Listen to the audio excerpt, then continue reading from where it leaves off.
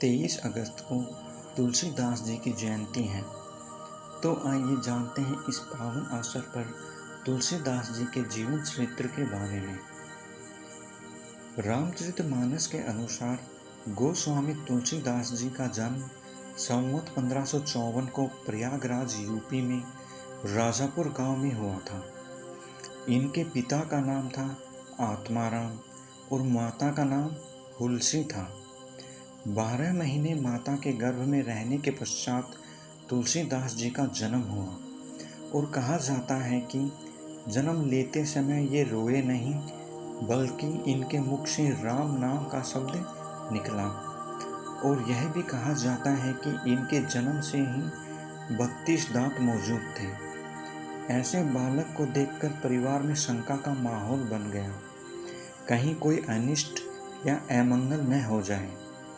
इसलिए माता हुलसी तुलसीदास जी को अपनी ही दासी चूनिया को सौंपकर दूसरे ही दिन स्वर्गवासी हो गई।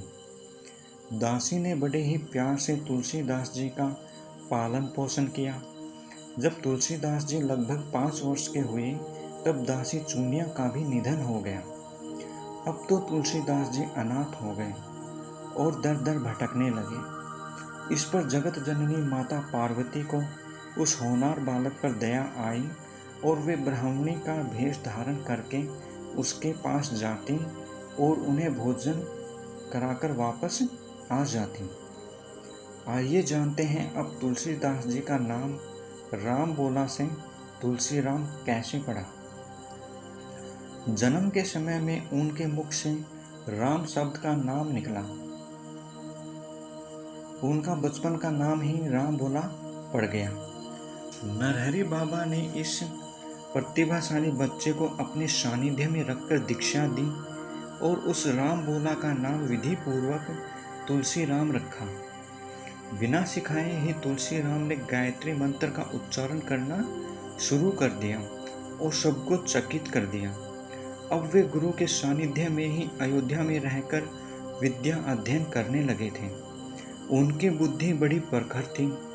कुछ वर्षों बाद तुलसीदास जी काशी आकर श्रेष्ठ सनातन जी के आश्रम में 15 वर्षों तक वेद वेदांतों का अध्ययन किया।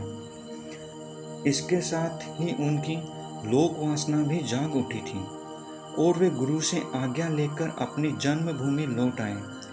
वहां आकर उन्होंने पाया कि उनका परिवार तो नष्ट हो चुका है। विधि पूर्वक अपने परिवार का श्राद्ध आदि संपन्न कर वहीं रहकर लोगों को भगवान राम की कथा सुनाने लगे। आइए जानते हैं जब तुलसीदास जी अपनी पत्नी से मिलने गए। 29 वर्ष की उम्र में यमुना नदी पार स्थित एक गांव में अति सुंदर कन्या रत्नावली से उनका विवाह हुआ। तुलसी राम और रत्नावली का बहुत ही सुंदर जोड़ा था। उनका विवाह तो हो गया था, परंतु गौणा नहीं हुआ था।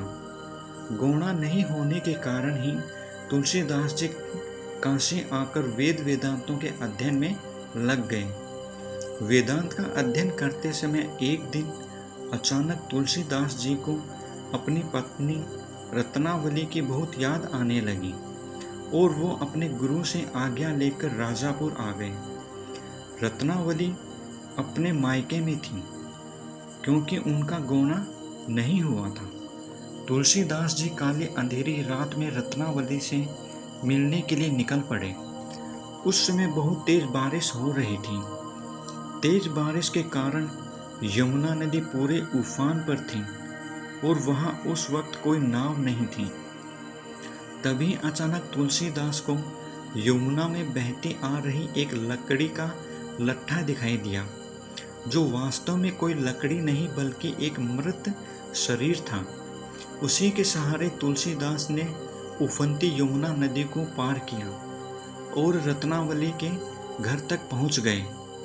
रत्नावली के घर के पास एक पेड़ पर एक रस्सी लटक रही थी, जो वास्तव में रस्सी नहीं, वह एक सांप था। उसके सहारे वो रत्नावली के कक्ष तक पहुंच गए। तुलसीदास रत्नावली से मिलने के लिए इतने आतुर थे कि उनको यमुना नदी में एक लाश की जगह एक लकड़ी और एक पेड़ पर लटक रहे सांप की जगह एक रस्सी दिखाई दी। जब रत्नावली ने उनको देखा तो वह भयभीत हो गई और उनको कहा कि वापस चले जाएं, क्योंकि गुणा नहीं होने के कारण वह नहीं मिल सकती, क्योंकि इसके कारण उनकी लोक लज्जा पर सवाल उठेंगे। रत्नावली ने तुलसीदास जी को एक दोहे के माध्यम से शिक्षा दी। वह दोहा इस प्रकार है कि अस्थि चरम में देह यह तासो ऐसी प्रीति, नेकू जो होती राम से तो काहे भवभीत। इस दोहे के माध्यम से रत्नावली ने तुलसीदास जी को समझाया कि आप इस मांस के शरीर से जितना प्रेम करते हैं, यदि उसका आधा भी भगवान से करने लगे तो आप भवसागर से पार हो जाएंगे। इस दोहे का तुलसीदास जी के जीवन पर इतना गहरा प्रभाव पड़ा कि उन्होंने अपना पारिवारिक जीवन ही त्याग दिया और गांव आ गए। वहां पर साधु बनकर लोगों को श्री राम कथा सुनाने लगे और श्री राम की भक्ति में लीन हो गए। तुलसीदास जी ने संपूर्ण भारत में तीर्थ यात्रा की थी। तुलसीदास जी द्वारिका, पुरी, बद्रीनाथ, हिमालय और रामेश्वरम में लोगों के बीच जाके और वहाँ के लोगों के बीच में श्री राम का गुणगान करते।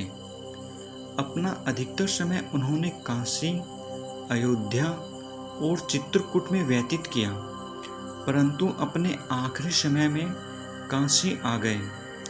वो अब श्री राम की भक्ति में लीन हो गए थे। वो हर समय उठते बैठते श्री राम का नाम लिया करते थे। आइए जानते हैं अब रामचरितमानस की रचना के बारे में। चित्रकूट के 80 घाट पर उन्होंने 1580 में महाकाव्य रामचरितमानस लिखा। तुलसीदास जी ने इस ग्रंथ को 2 वर्ष 7 महीने और 26 दिन में पूरा किया। कहा जाता है कि रामचरितमानस महाग्रंथ को लिखने के लिए उनको हनुमान जी का मार्गदर्शन मिला था। तुलसीदास जी ने अपनी कई रचनाओं में यह उल्लेख किया कि उनकी हनुमान जी से कई बार मुलाकात हुई है। वाराणसी में तुलसीदास जी ने हनुमान जी के लिए संकट मोचन हनुमान मंदिर स्थापित किया था।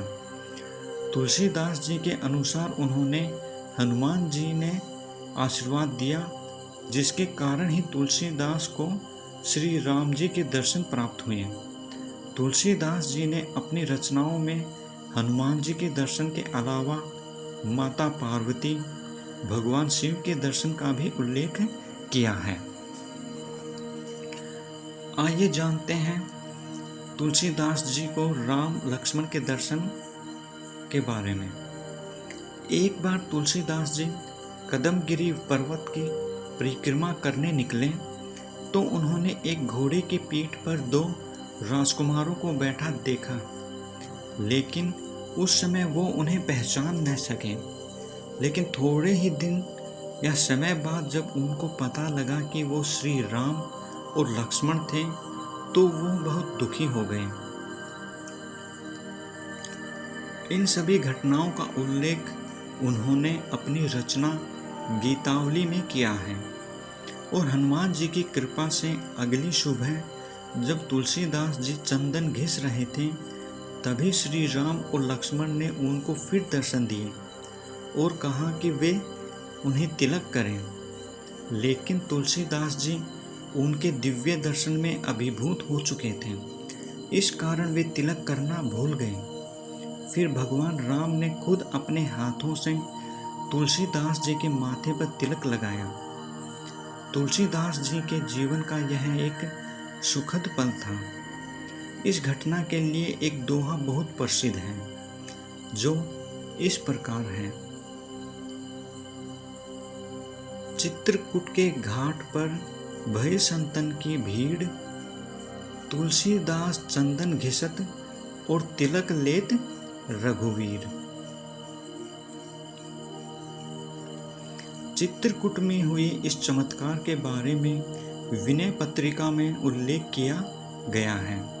कहा जाता है कि तुलसीदास का निधन किसी बीमारी के चलते हुआ था और इन्होंने अपने जीवन के अंतिम क्षण 80 घाट पर गुजारे थे।